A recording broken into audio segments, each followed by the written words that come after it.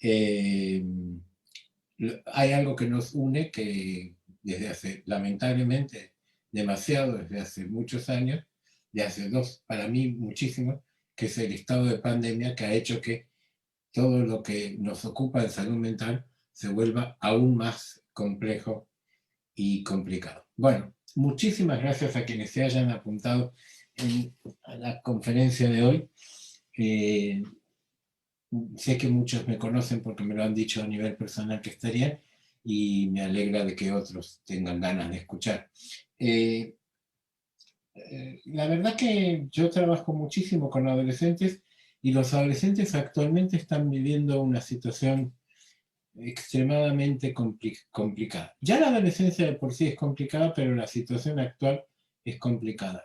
El otro día leía en el último libro de Máximo Recalcati como él decía que nunca antes en la literatura psicoanalítica había tanto escrito acerca de cómo hacer, tanto la literatura psicoanalítica como la no psicoanalítica, cómo hacer para que padres e hijos dialoguen más. Algo que yo vengo pidiendo desde lugares de divulgación, desde escritos técnicos hasta escritos de divulgación, para que haya un diálogo posible entre padres e hijos en estos tiempos tan complejos. Como decía antes, la adolescencia de por sí es compleja, pero es bastante más compleja con la situación de los padres de la actualidad. No voy a nombrar la situación de pandemia porque seguramente podemos disertar sobre ello.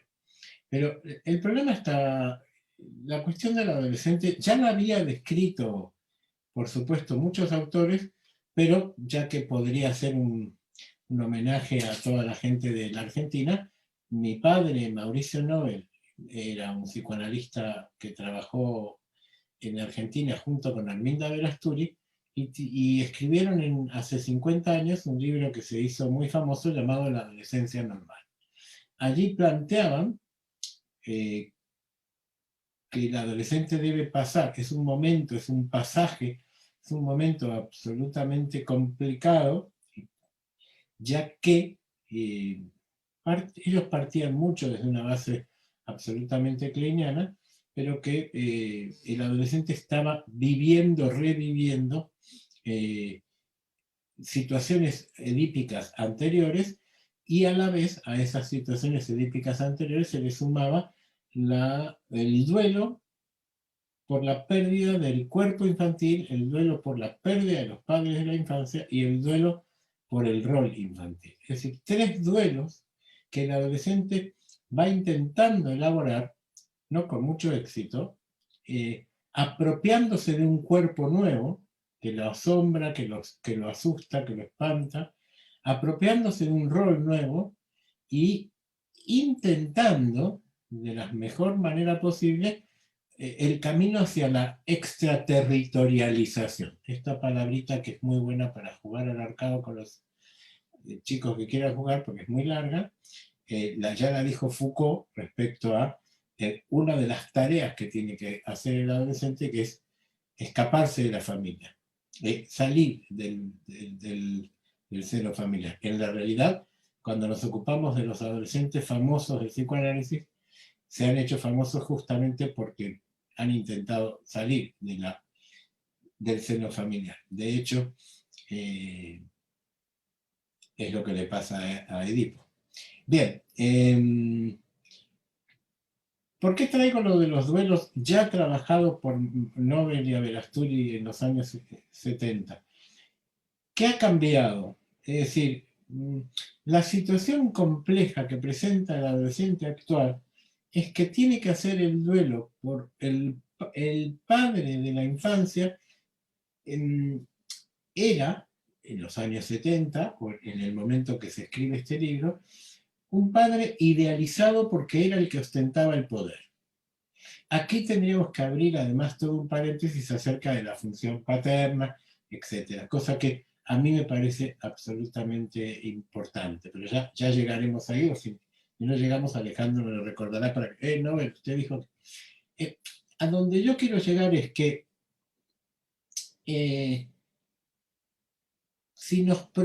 si tengo que decir, juntamente con muchísimos otros autores que estudian la situación contemporánea, que todos somos hijos de la época que vivimos, y la época que vivimos nos va formando. Esto ya lo había dicho Freud en El malestar de la cultura, y no hacemos más que corroborarlo permanentemente.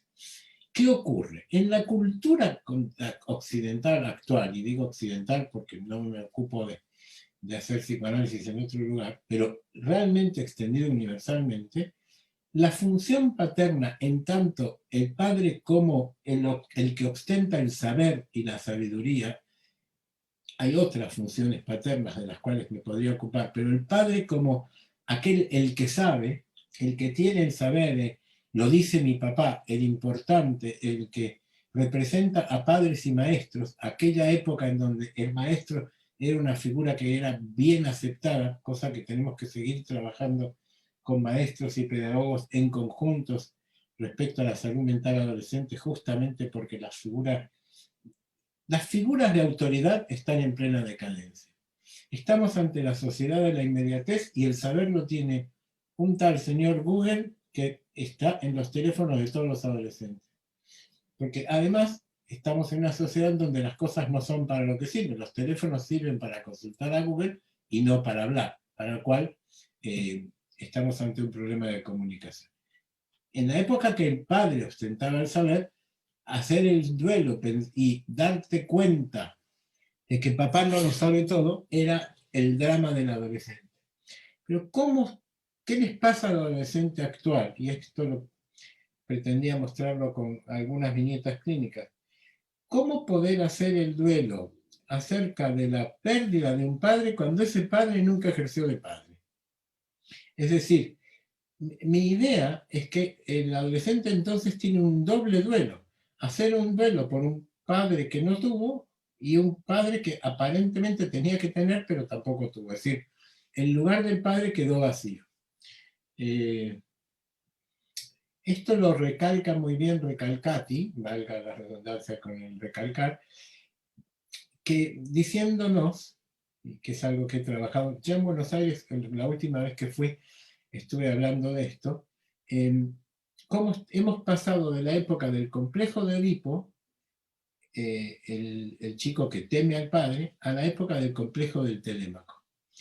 ¿Cuál es el complejo de Telémaco? Telémaco, para aquellos que no estéis adentrados en el complejo de Telémaco, Telémaco es el hijo de Ulises. Ulises es el jefe de una tribu, vamos a llamarlo así, en términos antropológicos, que decide seguir su propio deseo y goce y se va a recorrer el Mediterráneo. Coge su barca y se va. A ver si es capaz de no caer en la seducción de las sirenas y de todas las aventuras de Ulises que forman parte de la famosa Odisea. Pero ¿qué ocurrió? ¿Qué hizo con su familia? Se fue. Es decir, dejó al hijo sin padre. Y Telémaco aparece como la figura de un joven adolescente que se sienta en las orillas de Ítaca esperando a ver qué barcos llegan para que llegue el padre y ponga su ley. Es decir, Telémaco está en una depresión espantosa, pero en una depresión espantosa porque espera la llegada de un padre que no acaba de llegar. Y los adolescentes contemporáneos están un poquito como Telémaco, esperando que venga un padre a ser de padre. Y aquí tendría que introducir algo que muchas veces dentro del psicoanálisis lacaniano se ha llamado a error, pensando de que la función paterna tiene como única función, que por cierto es muy importante, la de separar el goce de la madre del goce del niño, hacer esta separación que permitiría la triangulación edípica. Ese es el padre del Edipo y no es la única función paterna. Recalcati nos recuerda que ya Freud y Lacan, como seguidor de Freud, ponen el acento en que la verdadera función del padre es el darle un sentido a la vida, es el contarle al hijo, el poder demostrarle al hijo el sentido de la vida. Pero si falta el padre o el padre está colocado en una posición adolescente, el hijo no tiene quien lo dirija, no tiene quien no tiene a quién no obedecer. Es decir, está muy bien esto de poder mentirle al padre, faltar al cole, incluso imitar una firma, todo aquello que antes los adolescentes hacían. Ahora los adolescentes le dicen al padre, papá, quiero faltar a la escuela, y el padre a lo mejor lo mira y dice, ¿a mí qué me contaba? Sí. No hay un control del padre. El padre no está. El padre es Ulises que está paseando por su propio Mediterráneo. La ausencia del padre genera en el adolescente actual un sentimiento de desazón brutal. Eso cuando el padre no está colocado también en una posición totalmente adolescente. Los padres, cuando digo el padre, aquí ya me remito a papá y mamá, los padres están colocados en una posición de renuncia de las funciones parentales. Hay una... Aquí todos nos cuidamos a todos. Hay una infantilización de la familia. Para lo cual, ¿cómo no van a tener miedo los niños y cómo no van a sentirse muy asustados y deprimidos los adolescentes? Porque aparte de que tienen que hacer el duelo por la pérdida del cuerpo infantil, asumir un cuerpo nuevo, todo esto tiene que ver con apropiarse del propio cuerpo, todos los cambios que hay sobre el cuerpo, vestirlo, ponerle colores, ponerle adornos, quitarle adornos, ponerse piercing, sacarse, tatuarse, todos los rituales que hay alrededor del cuerpo que también explican la apropiación de un cuerpo nuevo. Respecto a la búsqueda del padre, cómo buscar un padre allí donde el padre ha decidido renunciar a la función de poner orden en Ítaca. Es decir, hasta que Ulises no vuelve, además Penélope se dedica a tejer y destejer todo el tiempo, es decir, tampoco tiene diálogo con Telémaco. Eh, Esto se suma a una cuestión que me gustaría poner el acento sobre el complejo de Edipo, que sigue existiendo y reeditándose en la adolescencia actual, que es que casi todos pensamos al complejo de Edipo como aquel joven que mata al padre para finalmente yacer con su madre, tal como había vaticinado el oráculo. Pero lo importante, tal vez que a veces olvidamos, es que en la historia de Edipo, el padre, es decir, Layo no es ningún inocente, para decirlo de otro modo. El padre comienza, es decir, si leemos con muchísimo detenimiento, cosa que es bastante entretenido, el conflicto, cosa que luego los vemos en nuestros consultorios, cuando Edipo, que no sabe quién es Layo, y Layo no sabe quién es Edipo, recuerden que Layo lo manda a matar para que no se cumpla el oráculo, no tiene por qué saber que está vivo. Layo lo agrede en el camino y le obliga a dejarlo pasar, cuando en realidad le tocaba pasar a, a Edipo. Era un cruce de caminos. Esto puede pasar ahora en cualquier situación de tránsito en cualquiera de nuestras ciudades y uno ve un montón de peleas. Imaginémonos a Layo y Edipo pues muy enojado porque el Layo lo increpa brutalmente en el camino, lo mata. Pero a donde quiero llegar es que los padres, Layo no es nada inocente en la historia de Edipo. Es decir, de alguna manera hay una agresión de Layo hacia Edipo. Así como hay una agresión del padre de Hamlet, hay una agresión en los padres que podemos verla, podemos entender como agresión la dejación de las funciones parentales en el padre contemporáneo. Es decir, ahora, en la actualidad, en los momentos actuales, el padre que no se ocupa del hijo es el que lo está agrediendo. De ahí podríamos tener un montón de ideas. Pero saco ejemplos de mi propia práctica para que hagamos un poquito de viñetas clínicas que siempre vienen bien. A mí me consulta un adolescente porque toma una sustancia, una droga muy ketamina, una droga absolutamente, en realidad además me explica que la ketamina, que es un anestésico para caballos o elefantes, es proveniente de la India, es mejor la de elefantes porque produce unos efectos. ¿Cómo llega este chico a la ketamina? Este chico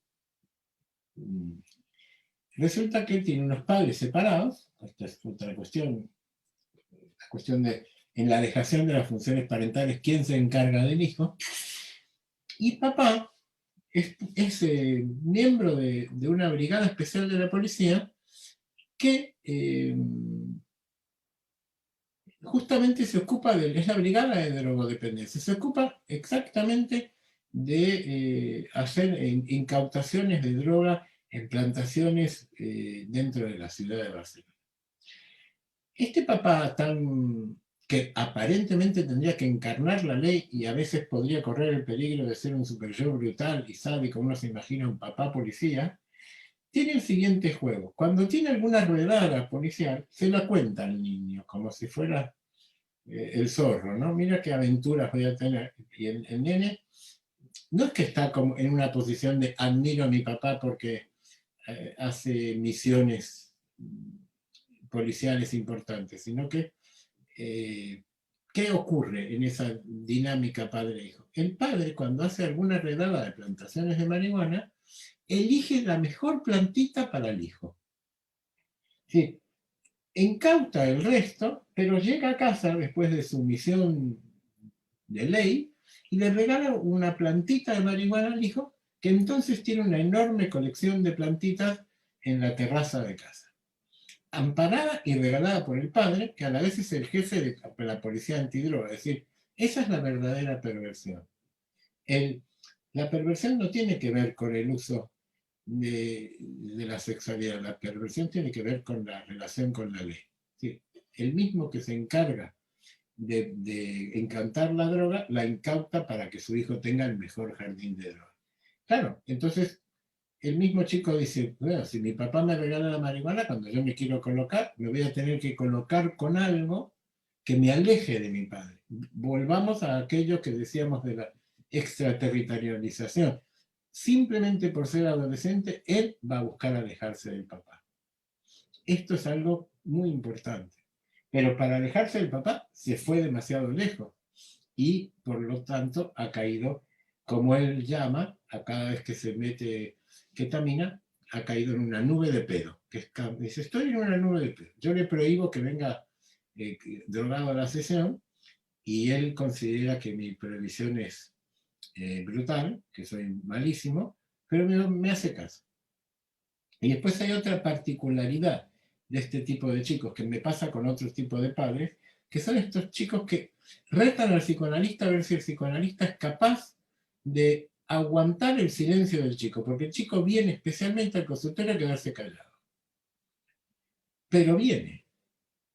Y uno le dice, bueno, te espero la próxima sesión. Y el chico a lo mejor es capaz de estar 45 minutos en silencio. Muchos alumnos me preguntan en supervisión, ¿qué hago? Le digo, bueno, escúchalo. Él te ha dado un lugar y necesita que lo escuches. Yo se lo dije a muchos adolescentes que me dicen, porque por otro lado te agreden, busca que entres en esa agresión. ¿No?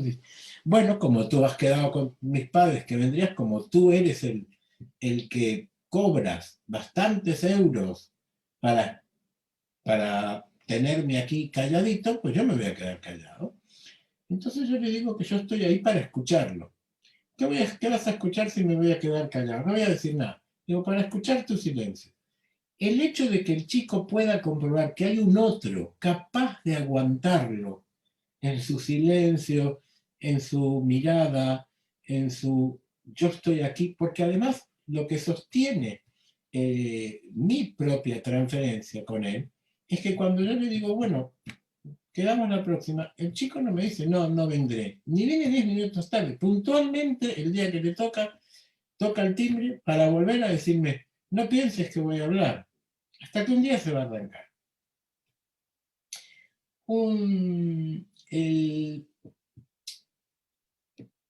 El hijo del policía, el chico que a veces se queda en su nube de pedo por la ingesta de ketamina, yo le ofrezco dibujar como algo que podamos hacer entre los dos. Yo uso mucho las técnicas proyectivas y el dibujo incluso con la adolescencia. Yo creo, como dice Urribarri, entre otros, es decir, varios colegas que nos ocupamos de la adolescencia y de Winnicott, que tenemos que establecer con el adolescente algo así como un garabato del tipo que sea. Si es con garabatos, con garabatos. Y si no, establecemos un garabato verbal. No importa de lo que hablamos. Importa que podamos establecer un garabato verbal.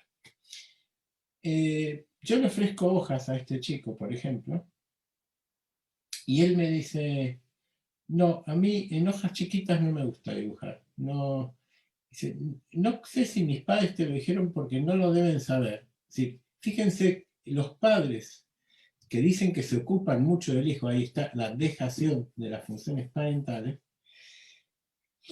no tienen ni idea de lo que el hijo hace cuando no va al cole. Pero lo que el hijo hace cuando no va al cole es que es grafitero. Tenemos un adolescente grafitero. Esto ocurre hace mucho, pero más que nada tiene cierta actualidad. Este adolescente grafitero me dice, ¿sabes que yo hago grafitis? Digo, no. Dice, bueno, como es todo esto es secreto, también tendríamos que hablar de los secretos en los tratamientos con adolescentes, yo te lo puedo contar, pero tú no se lo puedes contar a mis padres. Yo pinto trenes. Pintar trenes, al menos en España, yo creo que es en el mundo entero, es una actividad 100% ilegal y perseguida por la policía. Bueno, pero él debe pensar que si los policías son como su papá, tampoco es que corran mucho riesgo. A lo mejor viene un policía y le va a regalar un aerosol para pintar. Él tiene un poquito este pensamiento y uno piensa, ¿está psicótico? No, está criado por esos padres. Bien, este chico igualmente me dice que cómo podemos hacer para que él me muestre sus grafitis, porque ya que yo estoy interesado en sus dibujos, y aquí es donde yo introduzco el cómo los analistas también tenemos que adaptarnos a la época en la que estamos viviendo y tenemos que adaptar un poco la técnica analítica. Yo soy de los que discute con los colegas diciendo que bajen un poco, sí, que el encuadre es muy importante, pero si no nos acercamos de alguna manera u otra, el adolescente puede también correr el riesgo de sentirse otra vez ninguneado por un adulto que no se interesa. Hago un paréntesis para decir, me ocurre con muchísimos padres que vienen especialmente porque los hijos son adictos a los videojuegos. Y este paréntesis lo hago respecto a la pandemia. La pandemia ayudó muchísimo a que los videojuegos ya se establecieran no solo como una adicción, sino como una forma de comunicación en adolescentes entre ellos, porque por lo menos jugando hablan entre ellos. Yo tengo uno que habla con un japonés, a pesar de la diferencia de horarios, y compiten y tal. Lo más interesante con los padres, y ahora vuelvo con el grafitero, que los padres te dicen, mi hijo no para de jugar, está todo el día jugando. Y yo digo, ¿así a qué juega? Ah, no tengo ni la menor idea. Sí, volvemos al tema que me ocupaba al principio. ¿Cuándo nos vamos a acercar al adolescente y preguntarle, cuéntame a qué juegas? Explícame tu juego. Eh, es como poder decirle, ¿por qué no puedo saber qué es el Fortnite o qué es el League of Legends o qué es, porque me han venido estos dos a la cabeza, el juego que el niño está jugando? Yo he tratado a una adolescente adicto al Fortnite justamente cuando le pedí que me explicara cómo se juega el Fortnite. Vale, cierro paréntesis y volvamos al chico, iba a decir al hijo perdido, pero él está buscando su camino diferente, su camino aparte del padre. Él está pintando trenes. Se me ocurre entonces pedirle que ya que pinta trenes, saque fotos con su teléfono de los trenes que pinta y que entonces lo que podríamos hacer es dedicarnos a interpretar juntos, a buscar significados, a buscar asociaciones, a garabatear verbalmente a partir de los garabatos que él hace en los trenes.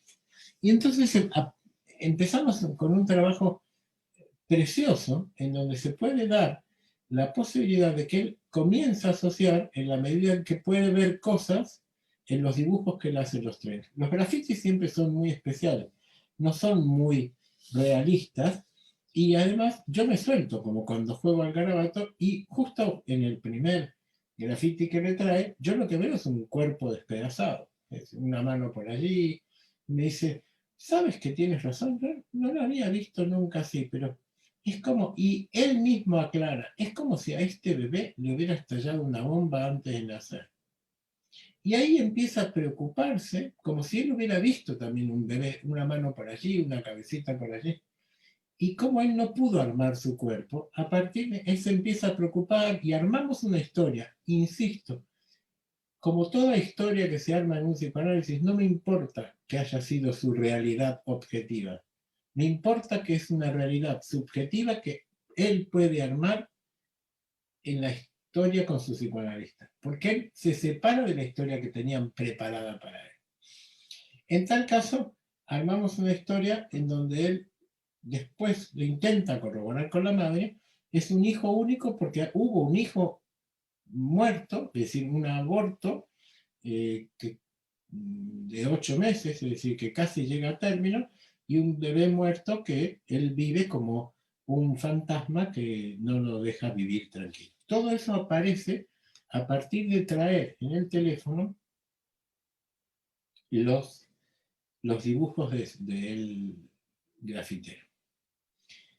¿Qué ocurre? En un momento, nuestro adolescente grafitero me plantea que hay algo que no me había contado, pero que lamentablemente él se pone muy triste porque sus dibujos, que él considera verdaderas obras de arte, cada tanto los limpian los vagones, los trenes, porque él va hacia donde están las cocheras, las cocheras de los trenes, los limpian y eh, tapan sus dibujos, más bien quedan nuevamente los trenes desdibujados para él. Y él dice, se pierde toda mi producción. Yo digo, deberías poder encontrar una solución. El analista está ahí para decir, bueno, aquí hay algo, tú quieres dejar una huella, pero el otro te borra las huellas que tú dejas. Y además esta huella sí es original. También teníamos que tener en cuenta que tenía la originalidad de que el padre no sabía que él se dedicaba a eso. La madre tampoco. De todas maneras, llega un momento en donde se hace posible el pedir un regalo, el padre le dice, ¿qué quieres que te regale? Y a él se le ocurre pedir un lienzo para pintar, lo más grande que pueda entrar en casa.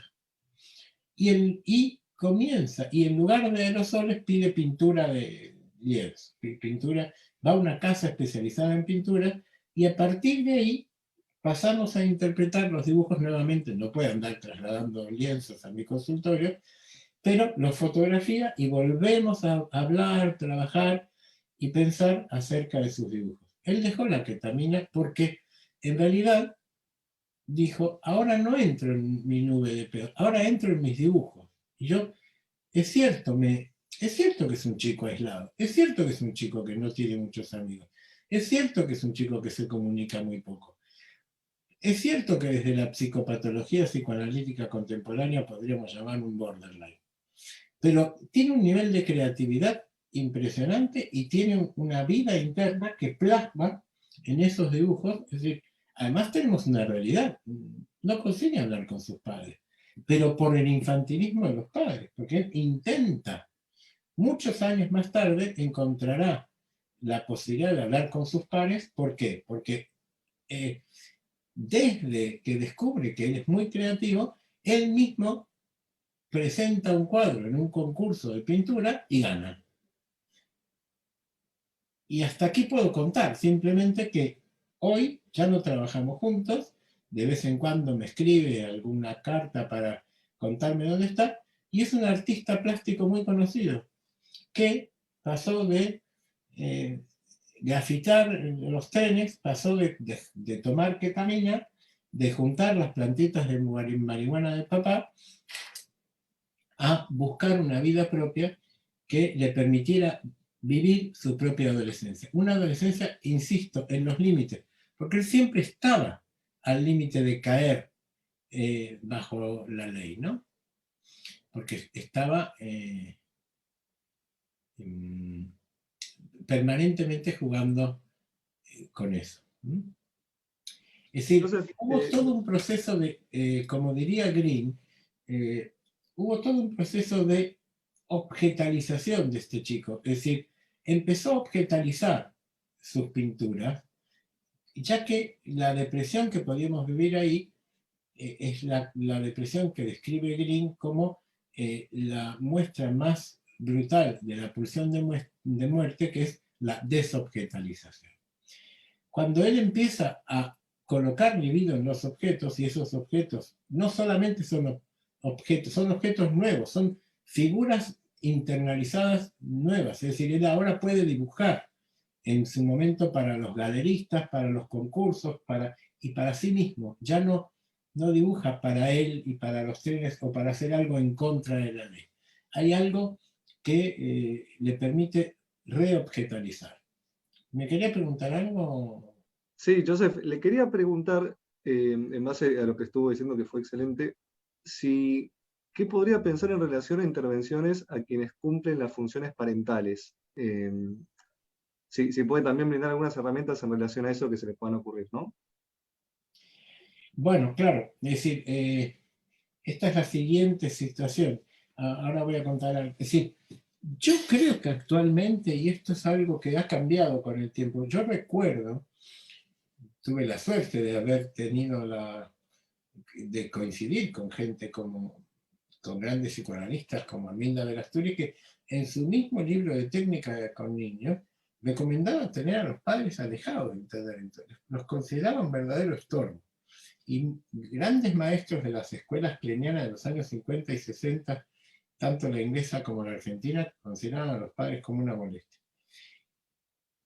En el 2021 podemos decir que si no contamos con los padres, tanto de un niño como de un adolescente, dentro del proceso terapéutico, hay algo del proceso terapéutico que nos queda sin completar. Es decir, yo me veo con los padres, siempre con la autorización del hijo, pero hay algo que tiene que ver con el poder intentar, porque si no, claro, también está el hecho de decir, yo lo he estudiado tanto, porque he cruzado con tantos maestros que te decían, no, deriva a los padres.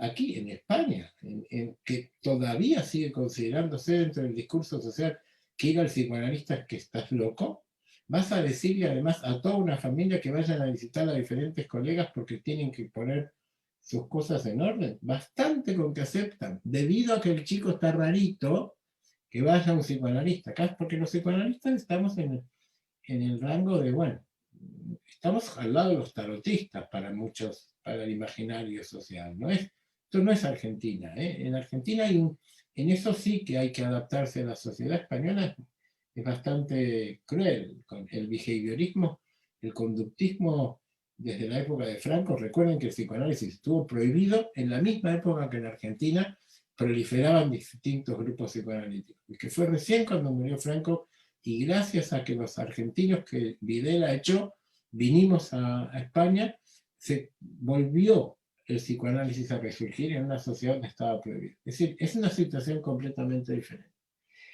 Lo digo porque empezar a derivar parientes así, padres, para que hagan su propio tratamiento es bastante complejo. Yo particularmente, y esto es una posición personal como psicoanalista, incluyo a los padres en los tratamientos de adolescentes. Y muchas veces cuando me consultan por un adolescente, considero que no es el adolescente el que se tiene que tratar, sino que los padres necesitan unas cuantas entrevistas para que aquello que tiene que ver con la función paterna pueda asumirse o no, y en tal caso que ellos hagan una demanda de tratamiento personal o que por lo menos dejen al chico tranquilo, es decir, que no lo agredan o bien con su ignorancia o bien con la dejación de sus funciones parentales. ¿Sí? Estamos también en una época de una enorme violencia padre-hijo, hijo-padre, pero ¿quién es más violento que quién? ¿Quién es Layo o es Edipo? ¿Quién mata a quién? ¿Quién provoca? ¿Quién provoca esa enorme pelea? ¿Mm? Es decir, que aquí es una cuestión de, hay distintos modelos de hijos para el psicoanálisis. Quisiera traer otro modelo de hijo. Tenemos a Telémaco, tenemos a Edipo, tenemos que mata al padre, porque tenemos a Edipo que mata al padre, pero no porque lo odia, sino porque sigue, porque es el retorno de lo reprimido. Sigue el mandato del oráculo. No nos olvidemos de esto. Es decir, en esto la figura que Recalcati nos recuerda que trajo Lacan de los esclavos calvos, aquellos que llevaban en la nuca escrita los mensajes, los llevaban en la nuca para que no los pudieran leer, pero casi que podemos pensar de que todos los seres humanos llevamos un mensaje escrito, un fantasma que nos atraviesa y que justamente un proceso analítico podría ser intentar descifrar ese lenguaje que llevamos escrito en la nuca del esclavo mensajero. Frente al hijo Edipo está el hijo Telémaco que no tiene padre y que no se ocupa de él y no le escribe ningún mensaje. No desea nada para el hijo. Le dice, aquí te quedas, yo me voy solo a pasear por ahí. Tenemos al padre de la parábola del hijo pródigo que aparece en la Biblia, la parábola del hijo pródigo de Lucas. ¿Qué quiero decir con esto de la parábola del hijo pródigo? Supongo que todos la conocen, pero hay una posición de hijo en esa parábola muy diferente que la de Edipo. Es decir, el hijo le exige al padre y le dice, dame mi parte de la herencia. Y el padre, en una posición muy contemporánea, por cierto, se la da. Es decir, lo digo que es muy contemporánea porque esto de dame, es una exigencia totalmente adolescente actual. Yo tengo cantidad de pacientes que te dicen, no, ¿cómo? Mi papá me va a comprar el último móvil, el último modelo de tal marca de móvil. Yo voy a tener el iPhone 12 Pro Ultra XZ y yo voy a tener el último que tiene cámara no sé cuánto. ¿Y cómo? ¿Por qué lo vas a tener? ¿Sí? Porque se lo pedí a mi papá. Es decir, hay algo como, mi papá es mi esclavo. Ya en la Biblia, en la parábola del hijo pródigo, el hijo le dice al padre, dame la mitad de la herencia.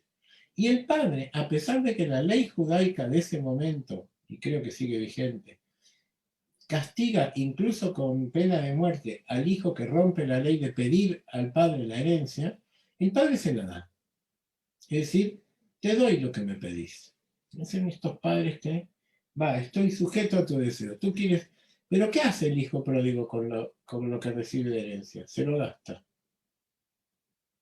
Se lo gasta y termina, quiero decir, estoy haciendo un resumen de algo que muchísimos psicoanalistas han escrito muchísimo acerca de las figuras del hijo en el psicoanálisis contemporáneo. Pero la figura del hijo pródigo es muy interesante, porque si bien el hijo es el adolescente contemporáneo típico de dame, y toma, yo te doy,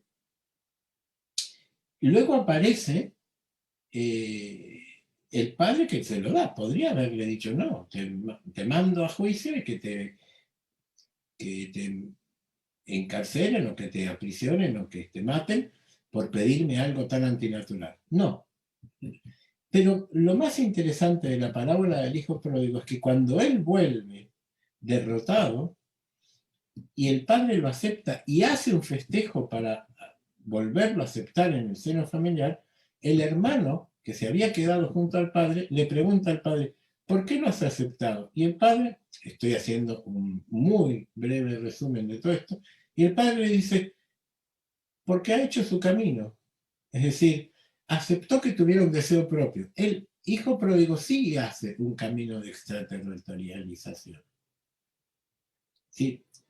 De ahí que es un padre diferente. Ya bien, al principio se comporta como un padre adolescente que da lo que el hijo le pide, pero después lo recibe debido a que de alguna manera lo homenajea la aventura que tuvo de haber cumplido con su propio deseo. Aunque este deseo no fuera, lo digo porque muchos padres contemporáneos dicen, bueno, no le voy a permitir a mi hijo que haga esto. lo permito o no lo permito, toda esa ambivalencia que se muestra.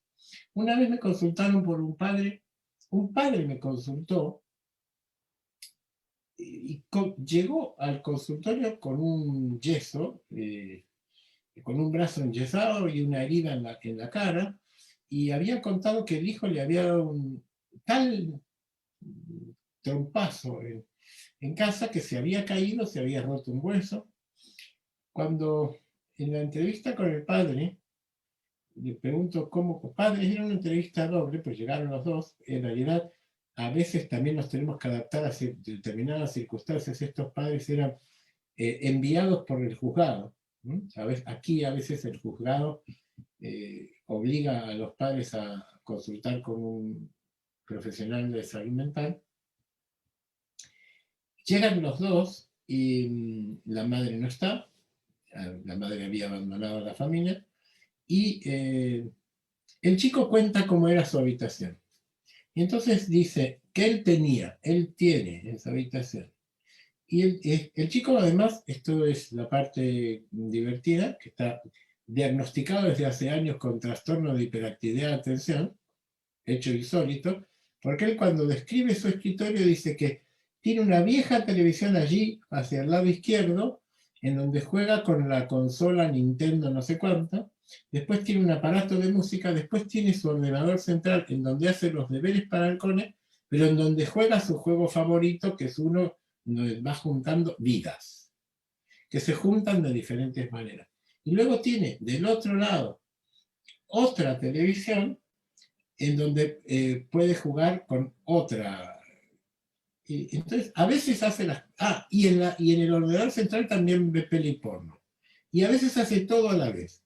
Yo digo, no es un déficit de atención, es un genio. Lo tendría que contratar la NASA. Puede llevar 5 aparatos a la vez y aparte sabe perfectamente cuándo bajar las pantallas de uno y de otro. Bueno, es ridículo. Esto tiene que ver con otro tema que hablaríamos en otra conferencia, que es los procesos de patologización cuando no tendría que haber patología. Ahora, ¿esos aparatos llegaron solos? ¿Volaron? ¿Cómo llegaron al escritorio de nuestro pequeño Lucas? Llegaron porque él dijo dame y el padre le dio. Llegó un momento en donde la adicción de Lucas al jueguito que da vidas era tan extrema que el padre comenta que como el chico no quería salir de la habitación, el padre le dejaba un plato con espaguetis en la puerta de la habitación, a la hora de comer y a la hora de cenar. Es decir, que se pasaron meses, el chico ya no iba a la escuela, ahí tenemos un padre que no puede ejercer la ley, pero tampoco le puede dar un sentido a la vida. No le puede decir, mira, valdría la pena que, no, porque no tiene nada que le valga la pena. Salvo que el chico no quiere sentir pena alguna, no vale la pena tener pena. Bueno, el chico quiere juntar vidas, evidentemente con algo que ya descubriremos qué pasará con eso de las vidas. Y el padre en un momento, es decir, se decide ya no darle de comer para que por lo menos pueda salir de la habitación como un acto heroico de paternidad, y el chico sale bastante enfadado, y después el chico vuelve a encerrarse en la habitación, y el padre ya no sabe qué hacer, y en un momento lleno de desesperación, y el chico aclara, justo en el momento que él estaba por agarrar el champiñón que daba 1.000.000 de vidas automáticamente, porque había que hacer una serie de trampas para llegar al champiñón que daba ni más ni menos que 1.000.000 de vidas, es decir, te garantizaba la eternidad.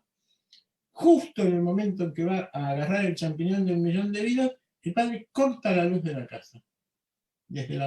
Al lado de la puerta está la central eléctrica del domicilio. Cuando el papá baja la palanquita, Lucas sale corriendo de la habitación, lo agarra de la camisa, le da un trompazo y lo tira al suelo. Y después llama a la ambulancia porque ve mucha sangre y se asusta. Y son los de la ambulancia que llaman al juez, interviene por violencia filioparental. aquí entonces nos cabe abierta una pregunta. Yo no tengo la respuesta, yo lo dejo como una pregunta porque es la pregunta que nos tenemos que hacer los clínicos contemporáneos. ¿Quién empezó con la agresión? ¿Quién es Layo y quién es Edipo aquí? ¿O quién es Ulises y quién es Telémaco? ¿Quién abandonó a quién? ¿Quién agredió cómo? Sí, finalmente Lucas termina pegando al padre porque justo apagó la luz cuando iba a agarrar el champiñón de 1.000.000 de vidas, pero ¿por qué no apagó antes la luz? ¿Por qué le dejó tener 3 televisores y 2 aparatos de música? ¿Cómo llegó ese chico a esa situación? ¿Por qué el padre no hizo antes de padre? ¿Qué duelo va a hacer ese chico para...? ¿A qué nos enfrentamos los psicoanalistas en la actualidad? Y perdonen que voy saltando diferentes temas, porque yo funciono mucho por asociación libre. Este tipo de chicos, al no tener un padre al que enfrentarse, un padre en el sentido de una figura paterna, me da igual si la ejerce una mujer o un hombre, la cuestión del género aquí no tiene nada que ver, nada que ver. Estoy hablando de aquel que le tiene que dar un sentido a la vida, deja su función de darle ningún sentido a la vida, el chico se queda atascado en ese proceso de duelo que tiene que hacer por la pérdida del padre de la infancia. El duelo, tal como decía Freud, el duelo y melancolía, queda atrapado. ¿Y qué hacen los chicos? Hacen neomelancolías, hacen melancolías contemporáneas. ¿Cuáles son las melancolías contemporáneas por las que nos consultan la mayoría de los chicos actuales? Son aquellas que rompen el Fordá. O es todo Ford o es todo Da. Es decir, todo para mí. Si no hay un aceptar que viene y va. Es decir, todo para mí. La droga, los dependientes de la droga. Todo para mí. Me meto todo lo que hay. Me meto en el cuerpo todo lo que quiero. Pero también es parecido a la bulimia. O bien, nada para mí. Y entonces son los casos de la anorexia. Y voy a destruir mi cuerpo. Es decir, fíjense que las consultas contemporáneas de adolescentes actuales que padecen neomelancolías debido a duelos que quedan no elaborados en su pasaje adolescente, tienen que ver con procesos melancólicos que atacan al cuerpo, anorexia, adicciones, cortes de angustia, chicas que se cortan y aparecen en los cortes en los brazos, como una enorme necesidad, como un enorme pedido de que alguien haga de función paterna y diga, ¿qué te pasa? ¿Por qué te cortas? ¿Por qué estás llamando la atención? Es decir, son patologías extremadamente graves, casi todas en los bordes de la neurosis, ya que pierden muchos límites, y que juegan mucho con ese proceso melancólico de ya no poder ser ni paranoicos. Nadie tiene la culpa porque estamos todos tristes. ¿Sí? Ya no hay adolescentes paranoicos, sino que son más bien melancólicos. Entonces es un ataque permanente al cuerpo, es decir, es la anorexia, es la adicción, son los cortes, son patologías muy severas, adicciones a los videojuegos. Y volvemos con esto a algo que dije al principio, y que tiene que ver con tu pregunta, Alejandro. Si no trabajamos con los padres, si no pedimos a los padres que estén un poco con los hijos, que inventen, que intenten acercarse mínimamente a un diálogo con los hijos, tendremos consecuencias nefastas y de ahí tantos deprimidos reales, tanta melancolía e incluso intentos de suicidio, que como dicen los Laufer, que era aquel matrimonio inglés que se ocupaba del suicidio adolescente, el adolescente cuando se quiere matar los objetos internos que siente que no lo cuidan. Volvemos al padre que no lo cuida. No es a él que se mata, es al padre que él interiorizó, pero que es un padre ausente. Y es a ese padre que mata cuando se mata. Entonces, no sé si se dan cuenta, pero todo el tiempo ando pivotando entre el padre ausente que renuncia al hijo. El único concepto de hijo que respeta al hijo es el de la parábola del hijo pródigo de Lucas, ya que si bien le hace caso con el dame, al menos lo acepta en su propio recorrido, pero ahí también teníamos que ver las consecuencias y con qué culpa paga posteriormente esto. Algo que quería decir respecto a entonces, cuando trabajamos con padres, hace muchos, muchos años, yo estaba trabajando con un chico de 17 años terriblemente deprimido que me dio la sensación, esto podía ser un acting contratransferencial, que el chico estaba tan angustiado que se podía tirar al metro si salía de mi consultorio. Esto tiene que ver también con la regla de abstinencia y qué le decimos a los padres y qué no le decimos a los padres. Pero cuando el chico se iba de mi consultorio y yo no lo dejé ir. Le dije, mira, mejor te quedas aquí.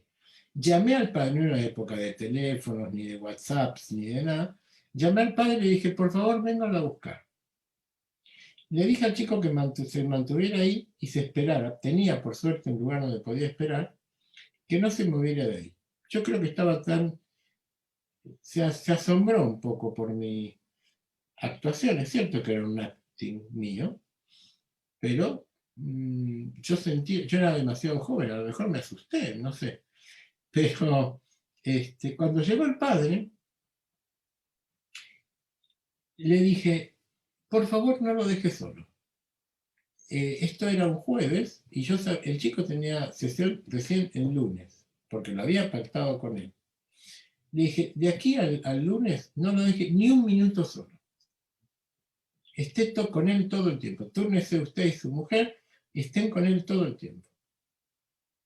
El lunes, el chico me acusó, con mucha rabia, mucha bronca, de haber roto lo que yo había propuesto al principio, que era, me dijo, tú has roto el secreto profesional, porque tú le estabas contando a mi padre que yo tenía fantasías suicidas.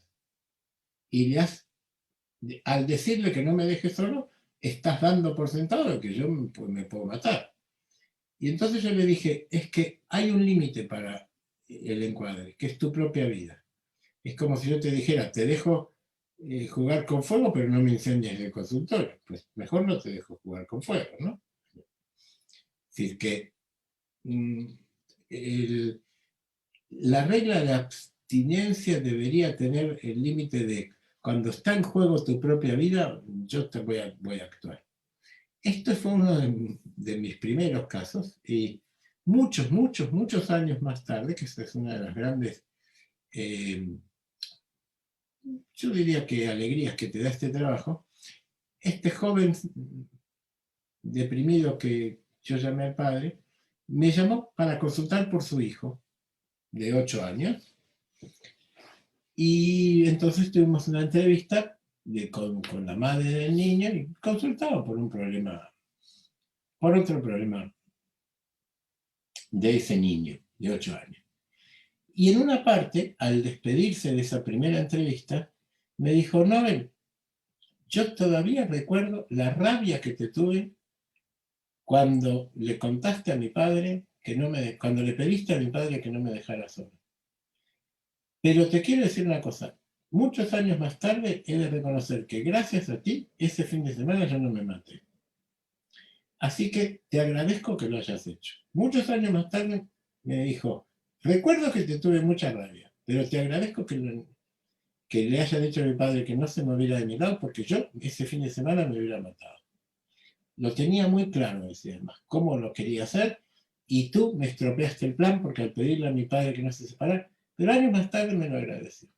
Y esto tiene que ver con otra cuestión que muchas veces nos planteamos en el psicoanálisis, que es, ¿cuándo vamos a mantenernos en la abstinencia de no me meto en eso porque no me toca?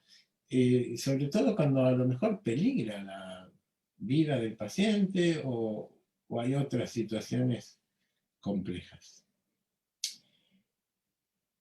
Bueno, de casos de adolescentes, las neomelancolías, como las llama Recalcati, adolescentes actuales, nos llevan a casos tan complejos, ya digo, como las adicciones, y las anorexias, los problemas de alimentación, y todas estas, que además tienen que ver con problemas de cómo tramitar duelos, se han agravado profundamente durante la pandemia debido a que la soledad de esos chicos se vio terriblemente exacerbada.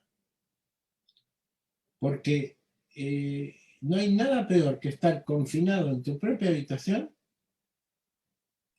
cuando afuera están aquellos que se niegan a cuidarte. Porque todo esto forma parte de la fantasmática de los adolescentes.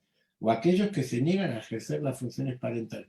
Recuerdo que en una discusión con una colega argentina dijo, ay, el confinamiento nos va a venir muy bien porque el padre va a estar en casa más tiempo. No, señora, se equivoca. El padre está en casa como un mueble más. ¿Sí? Para el chico, ¿sí? El hecho de que por estar confinado lo obliguemos a no salir a la calle, no significa que va a establecer una buena relación con el hijo. El hijo sigue, si todavía no se entera a qué juega el nene y está ahí preguntando al nene, ¿qué querés comer? Y ni siquiera se atreve a proponerle al hijo de preparar una comida juntos, el padre es esa persona que dijo, bueno, por lo menos recuperamos la figura paterna porque el padre va a estar más presente. No se trata de una cuestión de cantidad de tiempo. Se trata de una cuestión de ejercer o no ejercer las funciones parentales, de dar o no dar un sentido a la vida. No sé si con esto dar introducción a algunas preguntas que puedan orientar más hacia dónde querrá la gente que está escuchando que yo profundice en una serie de ideas que pude dar. Sí, Joseph. Sí, Joseph, tengo una pregunta que me parece, bueno, son todas muy interesantes. Le cuento que nos están viendo más de 1.500 personas, así que hay muchas, muchas preguntas. Hay una específica que Saludos a todos, encantado que estén ahí. es muy lindo lo que se está generando porque usted está dando la conferencia, pero yo lo escucho y veo los comentarios y la gente está también muy emocionada con los casos que va contando, que son muy emocionantes. Y acá hay una pregunta que te la leo, dice, hola, soy Manuela de Paraná, Entre Ríos, Argentina. ¿Cuál es el criterio que se puede usar para saber hasta dónde permitir que el hijo haga su camino y hasta dónde no? Teniendo en cuenta lo que usted viene desarrollando, que la función del padre es darle sentido a la vida.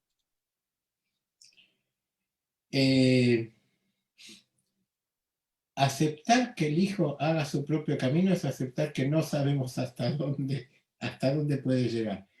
Lo damos para la vida. Yo termino uno de mis libros con esa famosa poema de Khalil Gibran de tus hijos no son tus hijos, son hijos de la vida. De ahí que recalcar de todos los padres posibles, al único padre que recupera de la Biblia es Abraham, porque él sí es capaz de matar a Isaac a pesar de que es su hijo preferido. Evidentemente en el momento que lo va a matar, Dios no se lo permite, pero es capaz de separarse. ¿Sí? Hay una figura retórica, metafórica, en el hecho de decir, tenemos que ser capaces de separarnos de nuestros hijos, no somos dueños de ellos. Que hagan su propio camino y que les pase como al hijo pródigo, y me iba a salir un argentinismo, pero que se estrolen solos, es decir, ya es mejor que un hijo se pegue a sí mismo. Evidentemente, un límite podría ser el de la muerte, ¿no? Es decir, si lo que van a jugar es a poner las motos a 250 kilómetros por hora, como hacen algunos en las carreteras de las salidas de Barcelona, a lo mejor le tenemos que quitar la moto, ¿no? Pero, insisto, ¿quién dio esa moto? Pero la pregunta es una pregunta difícil de contestar, aunque del alma me sale decir, si lo dejamos marchar, no tenemos por qué seguir su camino. Mejor pedirles que de vez en cuando nos envíe una postal. Pero Excelente. no somos dueños de su vida. Aceptar que marchen es parte de la vida, la pasamos muy bien con nuestros hijos, pero porque en el fondo sabemos, porque inconscientemente sabemos que también los vamos a abandonar y nos van a abandonar. Pero porque le hemos dado antes un sentido a la vida. Excelente, excelente. Entonces, si quiere, puede avanzar que quedan más o menos 10 minutos hasta la parte de las preguntas o le digo una pregunta más, como usted prefiera. No, yo puedo avanzar en base a preguntas que me quieran hacer, porque yo como Dale. lo que te había comentado es ejemplos de adolescentes que yo veo a diario, puedo dar montones, pero claro, esto serviría para un seminario sobre cómo trabajar con adolescentes, qué pasa con el encuadre, qué pasa con las mentiras, qué pasa con la sexualidad adolescente. Hay una serie de cuestiones que nos quedan en el tintero, obviamente, porque en una hora poco se puede profundizar en cosas tan importantes, ¿no? Toda la Perfecto. cuestión de la sexualidad actual es otro temazo que da para todo un seminario más, ¿no? Es decir, la oferta de las salidas sexuales que hay hoy en día es casi como otra nueva respuesta frente a una sexualidad demasiado cercana que han hecho los padres. Yo hace muchos años ya tengo escrito que no se les permite a los hijos vivir una latencia, porque se los hipersexualiza desde pequeños. Pues la respuesta la tenemos en que es un poquito como el chico que busca ketamina porque papá le dio marihuana.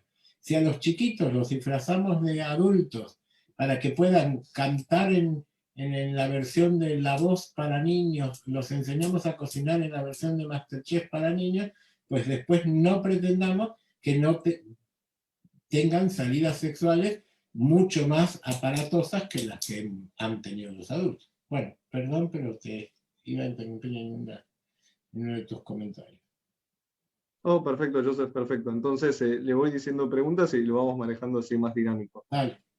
Acá le cuento una de Nancy Sosiuk Martínez, que ella pregunta algo que estuvo trabajando más al principio de la conferencia y dice, ¿por qué el adolescente necesita identificarse con los de afuera de su familia para construirse y no suele utilizar las figuras paternas como ejemplo de esta construcción?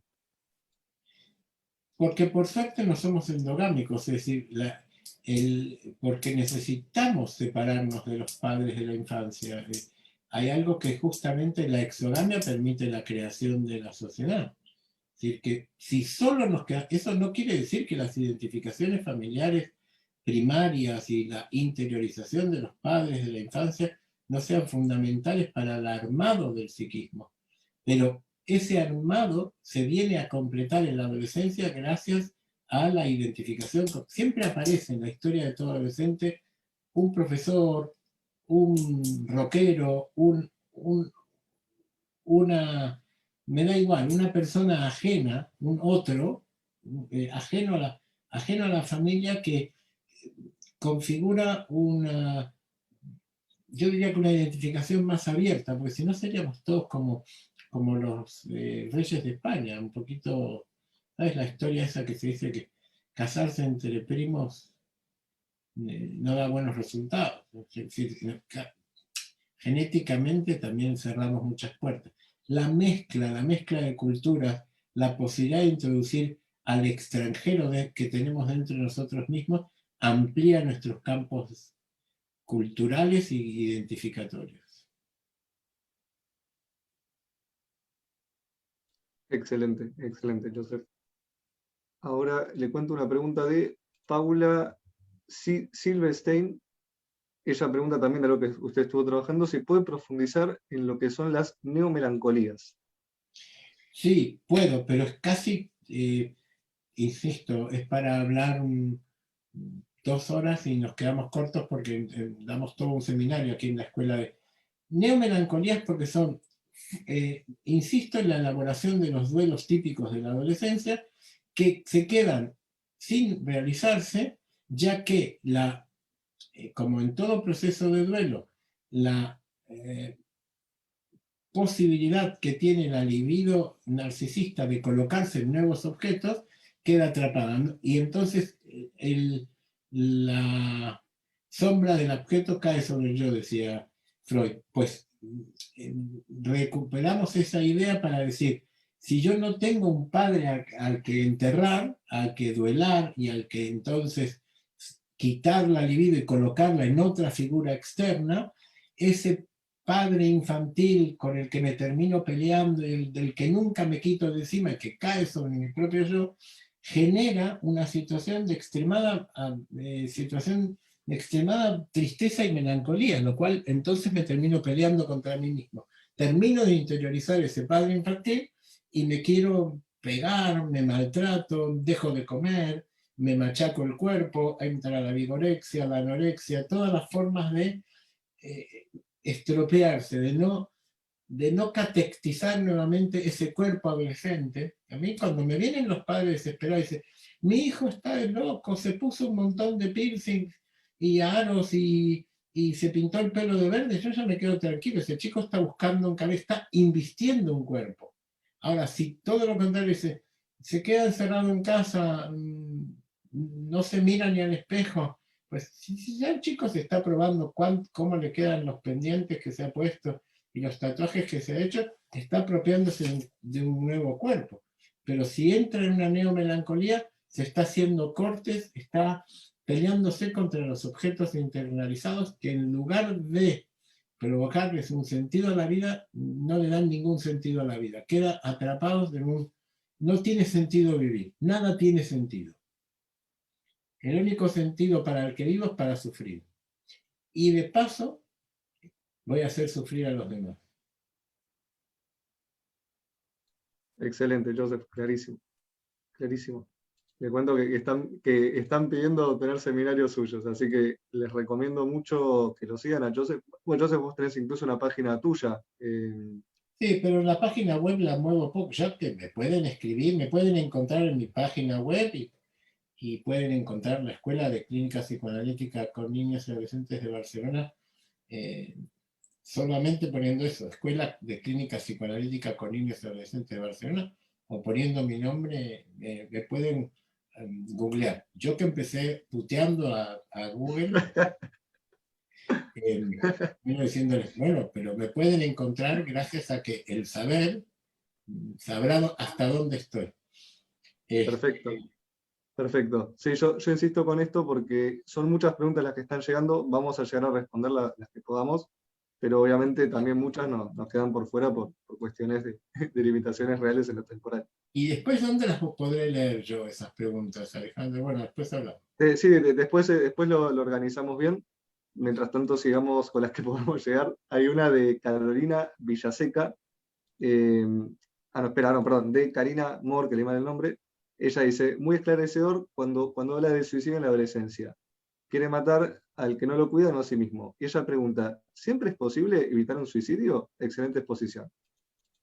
Eh, Siempre tendríamos que creer que es posible. Los psicoanalistas somos, eh, como decía Piero Lanier, un poquito historiadores, un poquito maestros brujos. Ella escribió ese libro que Aprendiz de historiador y maestro brujo. No tenemos que perder esa esperanza de que el acto analítico es justamente creer que podemos sacar al chico de ese esclavo que lleva escrita en su nuca un destino tan funesto. Y podemos desatraparlo de esa situación. Yo creo mucho en las posibilidades clínicas del psicoanálisis. En el fondo soy bastante optimista como psicoanalista. En eso me siento diferente de algunos colegas que presentan un psicoanálisis apesadumbrado. Yo pienso que eso, yo soy un clínico muy optimista respecto a las posibilidades que tenemos como clínicos, siempre que no perdamos de vista que el psicoanálisis es un método que cura, no es una filosofía barata para pensar, no barata, bastante cara, perdón, pero no es una filosofía para pensar el destino del yo, no, es un método terapéutico, insisto, terapéutico que cura mediante la palabra y mediante algo fundamental que es la relación entre el analista y el paciente, mediante una situación transicional de a dos y que se llama alianza terapéutica en distintos idiomas psicoanalíticos, porque después ahí vienen después también los distintos dogmas y uno lo llama, pero en realidad Winnicott ya lo dijo, hay que crear un espacio transicional entre el inconsciente del analista y el inconsciente del paciente y ayudarlos a desatraparlos y que cada uno encuentre su propia historia, que sea un acto creativo, es decir, por eso Winnicott habla siempre del proceso creador. Excelente, excelente, Joseph. Aquí le hago una pregunta de Renata Ramino. ella pregunta como una opción distinta, ¿no? Que dice, ¿y qué sucede en aquellos adolescentes que no ejercen rebeldía hacia los padres? No hay melancolías, pero tampoco hay una apropiación del propio cuerpo. Ahí es una forma más de melancolía. Yo creo que es una forma de depresión grave. Tendríamos que profundizar, porque evidentemente también hay que aclarar que por efectos pedagógicos hablamos de muchas generalizaciones, pero siempre está el caso por caso. No me creo que no haya melancolía ahí. Hay una gran depresión en el chico que se queda apagado dentro de sí mismo. No introyectó ningún objeto, ni siquiera ningún objeto malo. Algo funcionó mal en la capacidad de introyectar objetos. Perfecto, perfecto. Y aquí le cuento también, no, espere que perdí la pregunta. Acá esta es una pregunta de Maricel Fusaro y ella dice, eh, ¿cómo ayudar a jóvenes donde los padres consideran que el problema está en el hijo y no en ellos, en la inocencia de su función? La pregunta es cómo ayudar. Claro, o sea, yo creo que iría más por cómo intervenir en esos casos donde quienes ocupan las funciones parentales no ubican ningún problema en su lado y como que todo lo dejan del lado del adolescente, ¿no? Vale, la respuesta, yo siempre digo, ni tanto ni tan calvo, como se dice en España, ni es el hijo adolescente el culpable, ni son los padres. Casi que ahí hay un punto de acercamiento con nuestros colegas sistémicos. Tenemos que buscar dentro del sistema familiar, nosotros no tenemos por qué ser jueces que repartimos culpas, tanto te toca, tanto, sino que dentro de la escucha analítica y utilizando el método de asociación libre, poder desatrapar a la familia en esa novela familiar que han construido entre ellos para ver de construir una nueva novela que sea menos mortífera, que sea menos temática y que les permita salir de una situación que los puede llevar a patologías más severas. Eh, Hay muchísimos padres que yo hice todo bien, te dicen, ¿no?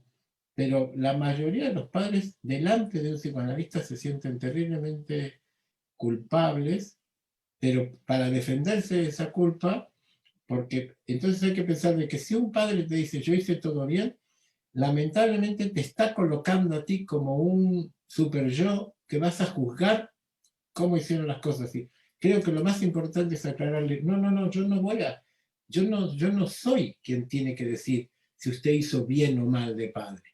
Eso lo hablo con mis alumnos de psicoanálisis. Yo soy aquí con ustedes, vamos a pensar qué ocurrió en su familia.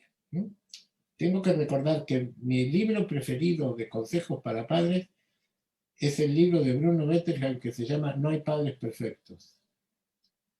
Bueno, ese lo escribió Winnicott, perdón. Igualmente, tanto Winnicott como Bettelheim habla de, no se trata de culpar a los padres ni de culpar a los hijos. Tampoco se trataría de colocar la palabra culpa en el centro de la patología de nuestros adolescentes. Hay que desculpabilizar a todos y por lo menos empezar a ver, en tal caso, hablar de responsabilidades. La diferencia entre responsabilidad y culpa es interesante para pensar. Excelente, impecable, Joseph, impecable. También acá le hago una pregunta que, a ver si, bueno, espera que se me perdió. Bueno, la recuerdo de memoria. Bueno, disculpe que quien la hizo que perdí la pregunta porque pasan tan rápido los comentarios que se me escapó. Pero bueno, es una pregunta que se repitió mucho que es, ¿qué hacer en el caso cuando quienes cumplen las funciones parentales están demasiado presentes? Incluso una persona, creo que contaba un caso clínico propio de una madre tan presente que ni siquiera dejaba elegir la ropa al adolescente. O sea, ¿qué hacen en esos casos, no?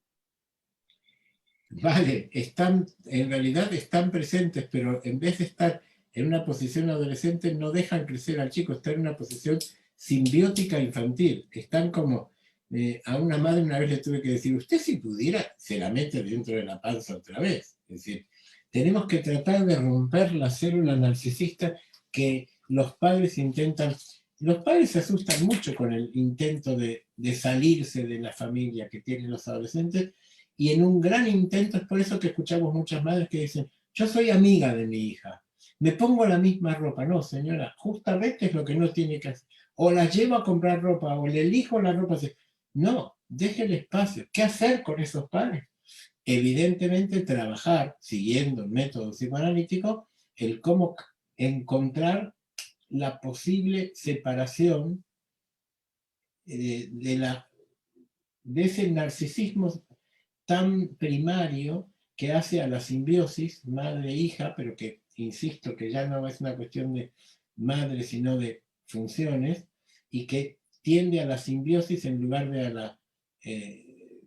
a la triangulación, a la separación. ¿Sí?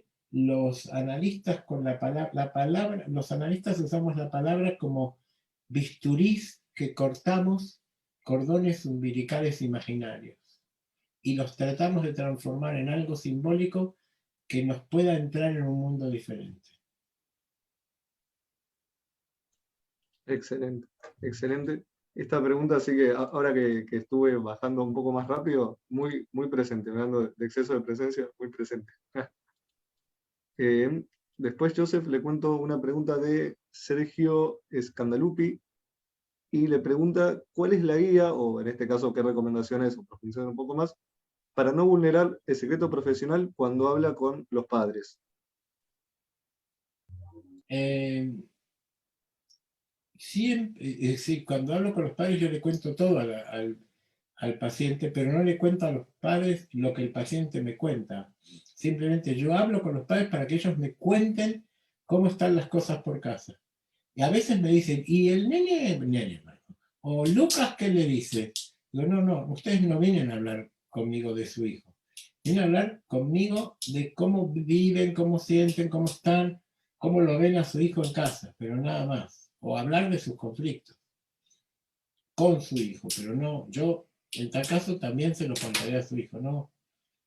Generalmente lo único que le digo a los padres es, a no ser que ellos me cuenten un problema personal, que no contaré a los hijos.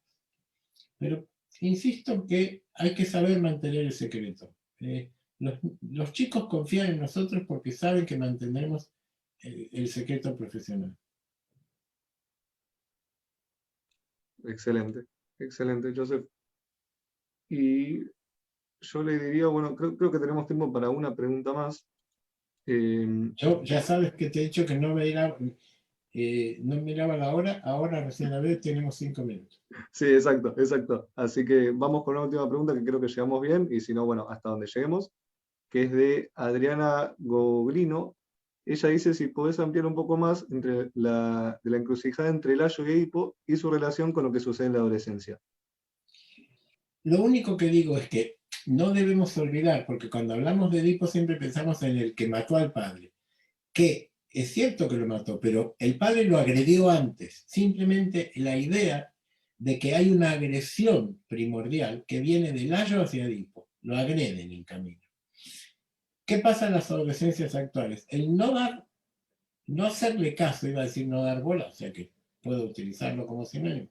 El no hacer caso a nuestros hijos, por lo menos hay un dicho en español que dice no hay mayor eh, desprecio que no hacer aprecio. Es decir, ignorar a los hijos, no hacer aprecio, fíjense cómo se dice en España, no apreciarlos, ignorarlos, no ejercer las funciones parentales es una forma de ataque hacia ellos. Ellos lo viven como un ataque y es ahí donde tenemos que actuar. En la ignorancia, no es la ignorancia hacia los hijos y la dejación de las funciones parentales es el ejercicio más brutal de una, yo diría, de una agresión silenciosa, demasiado silenciada, pero terriblemente, con consecuencias terribles. Aparentemente no te hago caso, te dejo encerradito en el cuarto, nada hace ruido, pero el ruido interno que eso produce en el adolescente es brutal. Excelente, Joseph. Bueno, le cuento que ya estamos justos con el tiempo. Si le parece, puede decir alguna palabra de cierre y después hacemos como el cierre más formal. ¿Le parece bien? Sinceramente, bueno, hemos hecho un pequeño recorrido por la adolescencia contemporánea. Me quedan muchas cosas por contar respecto a justamente lo más complicado que es de nuestro quehacer como psicoterapeutas, que es cómo adaptarnos a estos tiempos, no cerrarnos, sobre todo dejar dicho, justamente es algo que nosotros llevamos mucho en nuestro intento de transmitir el psicoanálisis, no cerrarnos en ningún dogma. No nos vamos a ayudar entre nosotros ni ayudaremos a nadie si repetimos las palabras de los grandes autores como si fueran verdades dogmáticas. Cada caso es un mundo y lo que tenemos es que estar abiertos a poder entrar en esa historia y ejercer algún tipo de escucha que ya de por sí, al inaugurar un espacio de escucha, estamos inaugurando otro espacio. Si repetimos lo que dicen los grandes autores, si nos metemos en capillas y recitamos a los autores como si fueran dogmas, no estamos haciendo psicoanálisis, estamos haciendo dogmatismo y entonces clínicamente está bastante vacío. Por eso yo a veces parezco demasiado abierto a diferentes teorías, pero porque yo incluyo a muchísimos autores y todos me han dado de beber.